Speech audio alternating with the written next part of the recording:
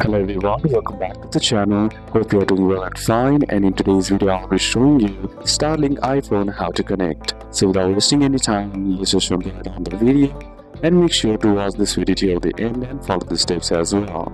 In order to connect Starlink on iPhone, the first thing that you need to do is simply head over to the App Store, then on the search bar type in Starlink and then simply tap on the application that is Starlink, and then tap on the get button or install if you are using your Android device. Once you have downloaded that, what you need to do is tap on open, and now next step is to plug in your Starlink hardware. Place the dish outside with a clear view of the sky and connect the dish to the cable and then cable to the router. Then plug the router into the power.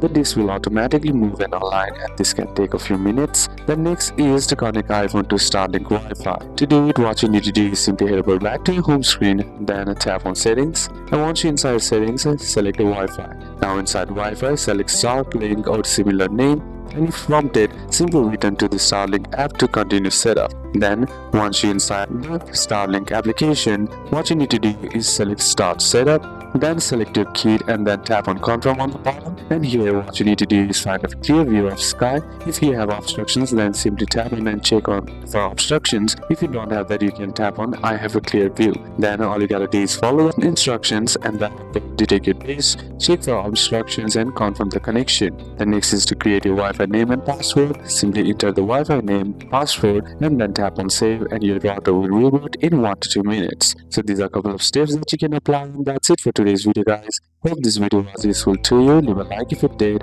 comment down any questions that you have, and see you soon on the next one.